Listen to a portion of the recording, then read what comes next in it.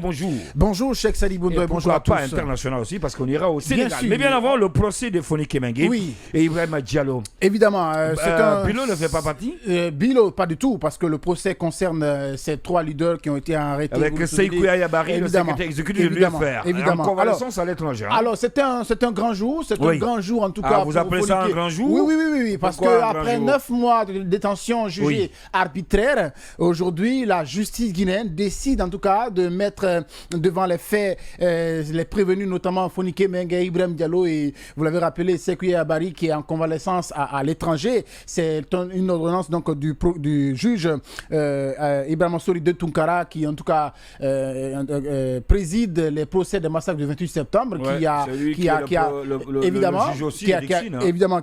a fait cette annonce. Donc, le procès s'ouvre aujourd'hui et il faut le rappeler que Oumar Silla, Foni Kemengue, Sekou Yabari et Ibrahima Diallo sont poursuivis pour des faits de participation délictueuse à un attroupement et complicité de destruction d'édifices publics et privés, complicité de coups et blessures volontaires, des délits en tout cas prévus et punis par les articles 627, 523, 239 et 19 du code pénal. Donc je disais oui, c'est un grand jour parce qu'au moins enfin ils vont faire face à la justice et on va quand même... et c'est ce qu'ils avaient demandé. C'est ce qu'ils avaient demandé. Et ils ont été en tout cas libérés dans les conditions qu'on connaît.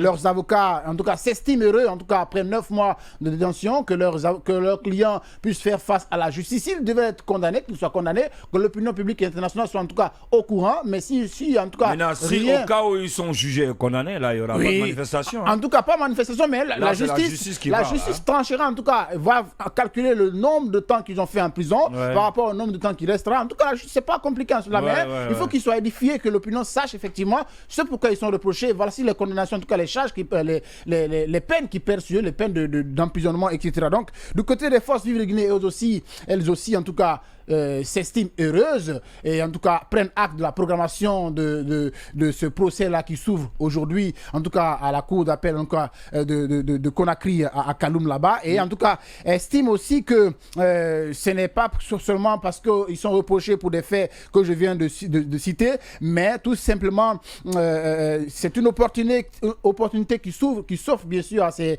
trois leaders-là, en tout cas de démonter les lacunes de la justice guinéenne, en tout cas les membres des forces vives de Guinée estiment que cette justice est aujourd'hui instrumentalisée. Donc aujourd'hui, on va suivre ce procès en tout cas de très près, comme je disais tantôt, c'est un grand jour et les réactions de part et d'autre, on en aura forcément, pourquoi pas, dans la prochaine édition d'information dès ce soir. Alors, Cheikh Sali Bondo, avant de partir faire le détour au Sénégal, ce fait que je vais rappeler, c'est un fait préoccupant. Depuis l'avènement du CNRD au pouvoir, le 5 septembre dernier, vous vous souviendrez que le lendemain, ils ont convoqué les membres du gouvernement qui étaient en tout cas aux affaires avant le coup d'État et leur compte a été gelé, leurs passeports ont été en tout cas retirés. Aujourd'hui, ils sont nombreux comme ça, en tout cas, qui en sont, pour certains, malades. Qui prêchent dans le désert.